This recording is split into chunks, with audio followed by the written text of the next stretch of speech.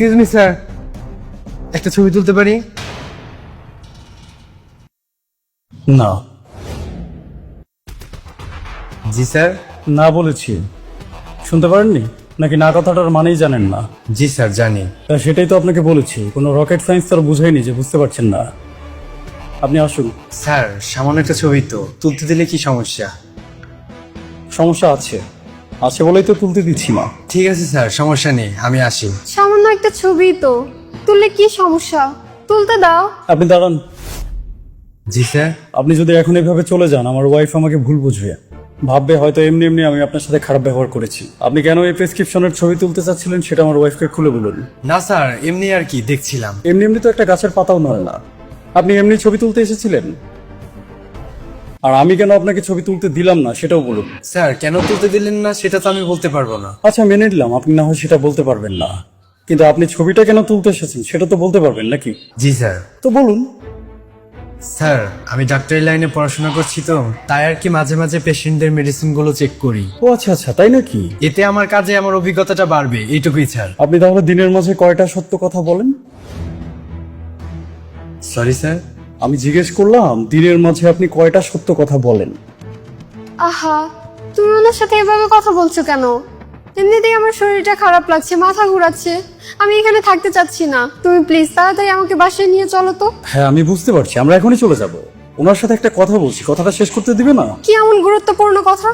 তোমার কিছু বলতে হবে না, চলো। তুমি শুনলেই বুঝতে পারবে কেন ওনাকে আমি এসব বলছি। উনি তো বললেনই উনি ডক্টরি লাইনে পড়াশোনা করেন, প্রেসক্রিপশন গুলো দেখলে ওনার কাজে হয়তো হেল্প হবে। আমার কাছে তো মনে হচ্ছে উনি ভালো কাজ করছেন। ওনার কাজে যদি উনি দক্ষ হন তাহলে আমাদের জন্যই তো ভালো। এই সময়ে এসে কয়জন ডক্টরি বা এত পরিশ্রম করতে চায় তুমি বলো? আর তুমি কি না ওনার সাথে এরকম ব্যবহার করছো?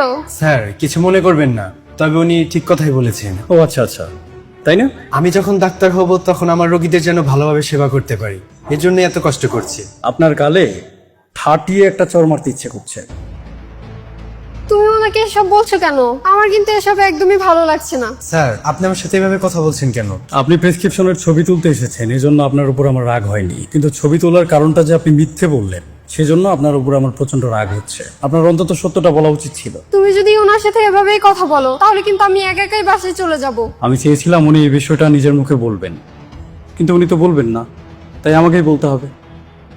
উনি ডাক্তারি লাইনে পড়াশোনা করেন না, উনি যে কোনো মেডিসিন কোম্পানির হয়ে জব করেন।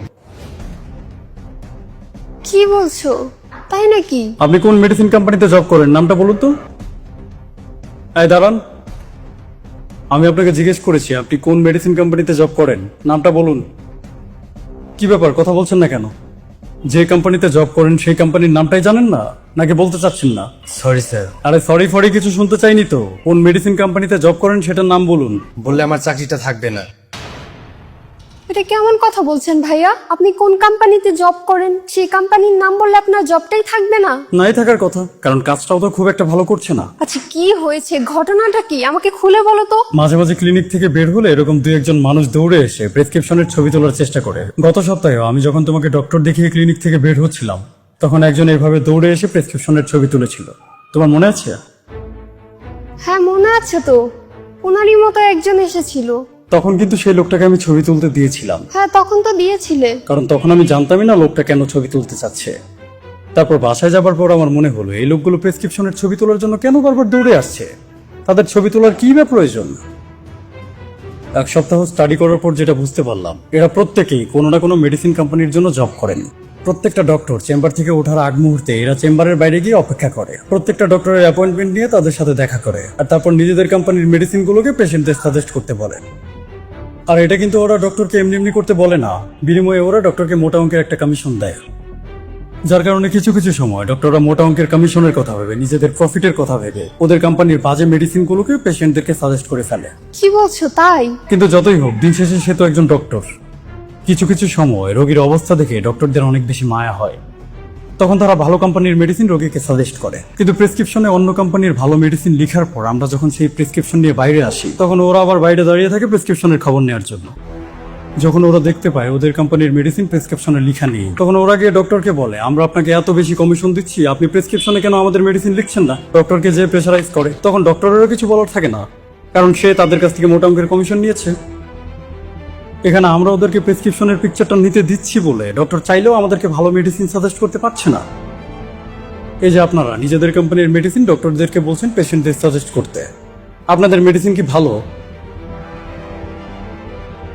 আপনি তো আপনার কোম্পানির নামটাই বলতে চাচ্ছেন না, সুতরাং কত ভালো মেডিসিন আপনার কোম্পানি বানায় সেটা আমি বুঝতে পারছি। আপনি উল্টাপাল্টা একটা মেডিসিন কোম্পানিতে জব করেন, সেই কোম্পানির মেডিসিন আবার আপনি ডক্টরকে বলেছেন সাজেস্ট করতে, ডক্টর সাজেস্ট করেও দিয়েছে। এখন আপনি আবার প্রমাণ করতে এসেছেন ডক্টর সাজেস্ট করেছে কি করেনি। এটার মধ্যে আমি আপনাকে কেনই বা হেল্প করব? তাতে আমার লাভটা কি? লাভ তো দূরের কথা, আমি তো এখানে ক্ষতি ছাড়া কিছু দেখছি না। I am really sorry sir. আপনি সরি বলছেন কেন? মানুষের জীবন মরণের প্রশ্ন, এত ইম্পর্টেন্ট একটা জায়গায় এসে জাস্ট সরি বলে দিলেই তো হবে না। এভাবে তো প্রতিনিয়ত আমরা পেশেন্টরা ক্ষতিগ্রস্ত হচ্ছি। আপনি কিভাবে ভাবলেন আমি আপনাকে পিকচারটা নিতে দেবো?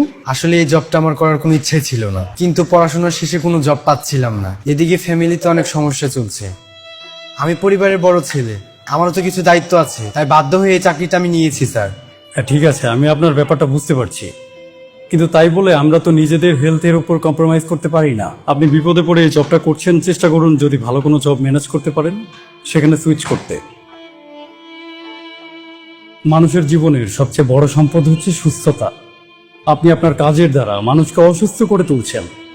আপনার সাজেস্ট করা মেডিসিন নিয়ে একজন মানুষ যদি অসুস্থ হয়ে যায়, সেটার দায় কি আপনার উপর যায় না? আপনি কি পারবেন আপনার ফ্যামিলির কোনো মেম্বারকে এরকম বাজে মেডিসিন দিতে? বা যেসব ডক্টরেরা আপনাদের এসব মেডিসিন সাজেস্ট করে তাদেরকে দিয়ে নিজের ফ্যামিলির কাউকে চেক আপ করাতে? যে কাজটা আপনি আপনার নিজের ফ্যামিলির সাথে করতে পারবেন না, সেই কাজটা আপনি আরেকজনের ফ্যামিলির সাথে কিভাবে করছেন? এমন তো না যে তারা আপনাকে বসিয়ে বসিয়ে স্যালারি দিচ্ছে, অবশ্যই অনেক বেশি পরিশ্রম করে মাস শেষে স্যালারি নিচ্ছেন। কষ্ট করেই যেহেতু স্যালারি নিতে হবে, তাহলে এমন কোনো জব করুন যেখানে মানুষের সেবা করার সুযোগ পাবেন। মনে রাখবেন, কর্মফল বলতেও কিন্তু একটা কথা আছে, সব পাপের বিচার কিন্তু পরকালে হবে না। কিছু কিছু পাপের শাস্তি মানুষকে দুনিয়ার বুকেই পেয়ে যেতে হয়। আজকে আপনি যদি জেনে বুঝে একজন মানুষের ক্ষতি করেন, তাহলে সেই পরিমাণ ক্ষতি আপনার উপরে আসার আগ অব্দি আপনার কিন্তু মৃত্যু হবে না। আমি খুবই দুঃখিত স্যার। না ঠিক আছে, আমিও প্রথমে আপনার সাথে অনেক খারাপ ব্যবহার করেছি, আমি আসলে এমনটা করতাম না, কিন্তু আপনি যখন মিথ্যা বলেছেন আমার প্রচন্ড রাগ হয়েছিল। আমি বুঝতে পারছি আপনি পরিস্থিতির শিকার। ভালো থাকবেন। আসসালামু আলাইকুম। আশ্চর্য ব্যাপার, এরকমও হয়, আমি জানতাম না তো। এখন তো জানলে। হ্যাঁ জানলাম। তাহলে এখন থেকে কেউ যদি তোমার প্রেসক্রিপশনের ছবি তুলতে আসে, তুমি কি তুলতে দেবে? না, মোটেও দিব না। কেন দেবে না? কারণ এতে তো আমাদেরই উল্টো ক্ষতি হবে। এদের কথা শুনে তো ডক্টর আমাদের জন্য ভালো মেডিসিন লিখবে না। এখনো কি বলবে যে আমি ওনার সাথে এমনি এমনি খারাপ ব্যবহার করেছি? খারাপ ব্যবহার তো একটু করেছো, কিন্তু এটুকু করার দরকারও ছিল। যাক, তাহলে বুঝতে পেরেছো।